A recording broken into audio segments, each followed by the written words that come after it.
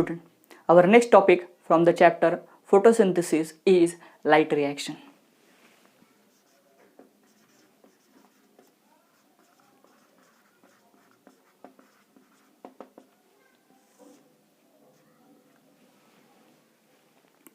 Light reaction is the first phase of photosynthesis and it occurs in the grana. More specifically, it occurs in the thylakoid or lamellae which are present inside the grana, which we have already discussed in our previous video, that is ultrastructure of chloroplast. So, in light reaction, there are basically two important steps which are occurring. The first step is the formation of ATP, which is also called as photophosphorylation. And the second step is called as photolysis of water.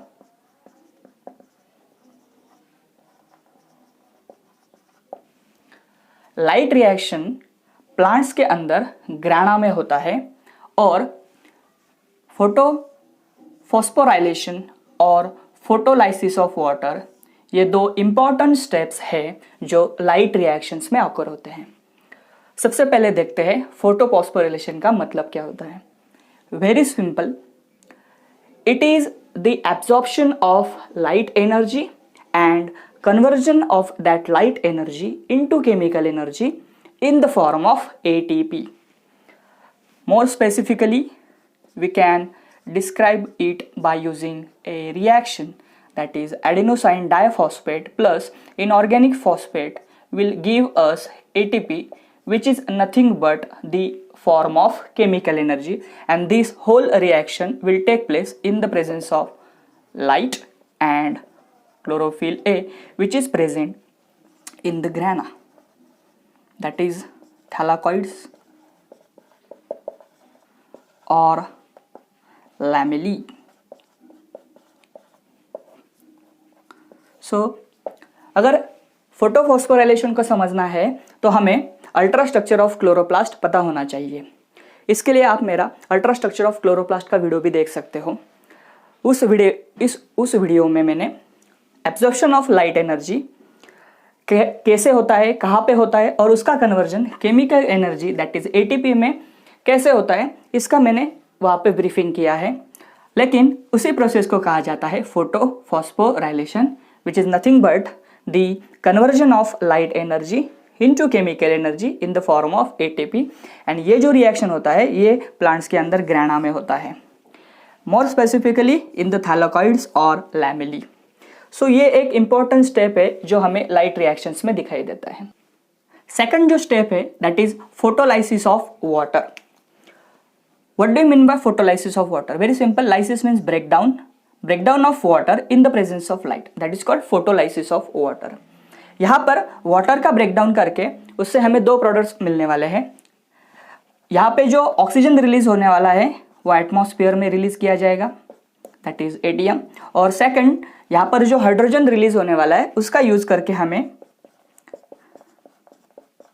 एक reduce को enzyme मिलने वाला है जिसको हम nicotinamide adenine dinucleotide phosphate भी कहते हैं. इसमें हाइड्रोजन के एडिशन हो जाने के बाद ये रिड्यूस फॉर्म में कन्वर्ट हो जाता है. सो ये दो इंपॉर्टेंट स्टेप्स हमें लाइट रिएक्शंस में दिखाई देते हैं. डॉक्टर अर्नॉन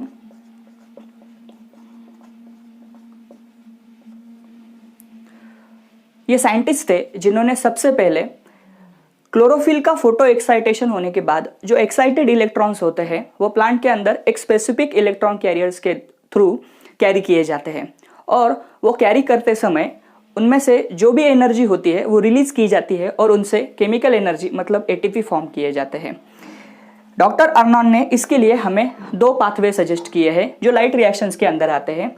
उसका पहला पाथवे है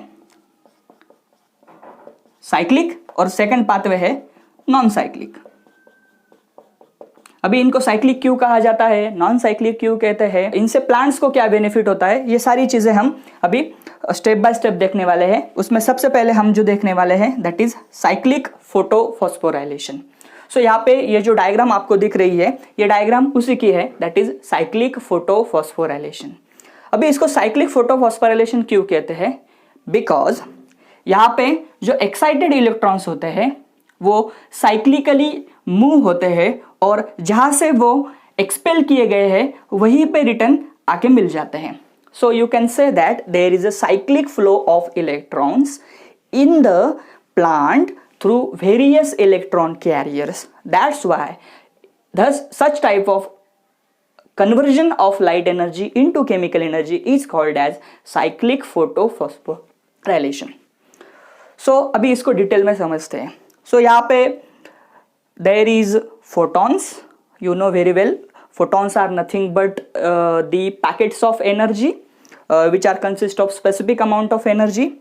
ये photons प्लांट्स के अंदर जो फोटो सिस्टम फर्स्ट होती है, जो ऑब्वियसली ग्राना के अंदर होगी, यहाँ पे हमने डिस्कस किया है थैलाकोड्स और लैमेली के अंदर होगी.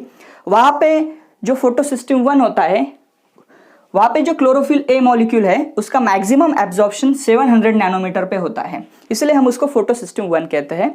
So after absorbing photons, that is nothing but after absorbing light energy, इसमें से इलेक्ट्रॉन्स एक्सपेल किए जाते हैं.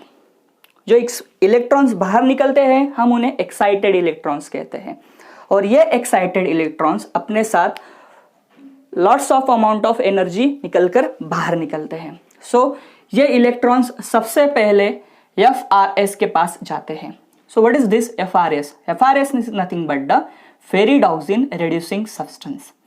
उसके बाद एक्साइटेड इलेक्ट्रॉन्स फेरिडॉक्सिन के पास जाते हैं, जिसको शॉर्ट में FDB कहते हैं.